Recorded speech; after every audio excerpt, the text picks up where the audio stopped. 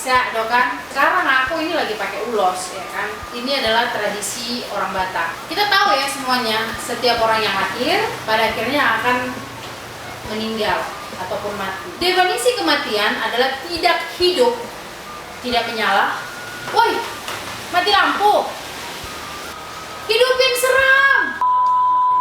Kematian sendiri mengandung arti perjalanan hidup manusia yang telah usai. Jadi kita nggak perlu takut tentang kematian itu, karena setiap orang yang lahir sudah pasti mati. Pasti akan menghampiri kita satu persatu. Jadi kita ini semuanya pada akhirnya akan mati. Berbagai macam tata acara adat dari berbagai suku di Indonesia, prosesi kematian yang dipercayai oleh masing-masing suku. Di sini saya mencoba menulis istilah-istilah orang meninggal pada suku Batak Toba. Proses kematian sebenarnya tanpa disadari adalah hal yang ditunggu oleh manusia. Karena itu merupakan proses menuju hidup yang kekal dan abadi. Masyarakat Batak memperlakukan orang mati itu dengan khusus, di mana kematian orang Batak dilakukan dengan pesta dan sukacita. Tapi untuk orang yang meninggal yang sudah ideal ya, disebut dalam orang Batak itu ada meninggal yang secara ideal. Kematian suku Batak merupakan perjalanan jiwa atau tondi manusia ke dalam alam lain. Keadaan ini memang sangat jauh berbeda dengan suku lain yang ada di Indonesia. Tata cara kematian secara adat Batak dibagi berdasarkan usia dan statusnya. Ini saya mohon maaf kepada semua suhu yang orang Batak yang emang paham tentang adat istiadat Batak. Bagi orang Batak, saya ini mohon maaf ya kepada semuanya. Saya bukan katakan saya ini jauh lebih pintar, cuman saya hanya share pengetahuan dan saya memang belajar terus. Saya akan membicarakan beberapa istilah kematian yang dikenal di orang Batak Toba. Yang pertama, kematian yang dialami dalam kandungan. Itu disebut mate dibortian. Dan kematian yang dialami dalam kandungan belum mendapatkan perlakuan adat, atau istilahnya langsung dikuburkan tanpa peti mati. Yang kedua, kematian masih bayi.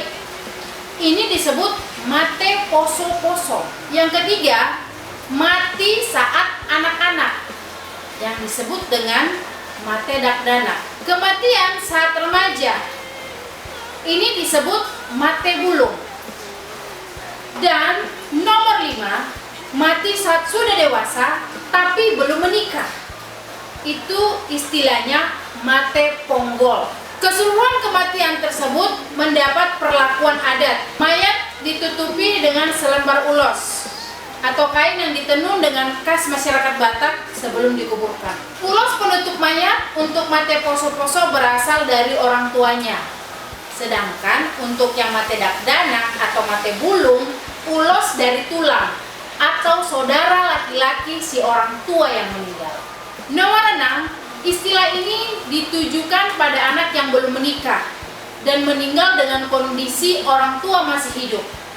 Itu disebut mate tilahau. Nomor 7, telah berumah tangga namun belum mempunyai anak. Itu disebut mate dipar alang-alangan atau mate purpur. 8, punya keturunan namun belum dianugerahi anak laki-laki. Itu disebut mate kuno. Kita kan tahu kalau suku Batak itu menganut patrilineal, menganggap laki-laki sebagai penerus keturunan atau marga. Nomor 9, telah berumah tangga dengan meninggalkan anak-anak yang masih kecil. Itu disebut ponakan. Sebutan ini diberikan untuk ayah yang meninggal dan meninggalkan istri serta anak yang masih kecil-kecil, disebut mate ponggolulu. Jadi kalau ayahnya yang meninggal lalu ada istri dan anak-anak, maka dia disebut mate ponggolulu. Itu artinya. Yang ke-12, ini kebalikan dari mate ponggol ulu, yaitu ibu yang meninggal dan meninggalkan suami dan anak-anak yang masih kecil-kecil. Ini disebut mate matopas tatari. 13, telah memiliki anak-anak yang sudah dewasa, bahkan ada yang sudah menikah namun belum memiliki cucu. Ini disebut mate hatungganeong. Telah memiliki cucu namun masih ada anak yang belum menikah.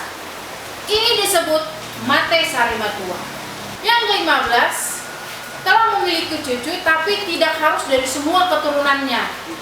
Berarti ada keturunannya itu tidak memiliki anak, tapi semua keturunannya itu sudah menikah. Itu namanya mate saur matua.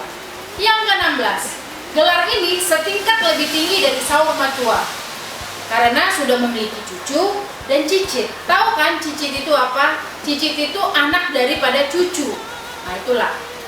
Jadi kematian yang seperti ini yang sudah memiliki cucu dan cicit itu disebut saur matua bulung.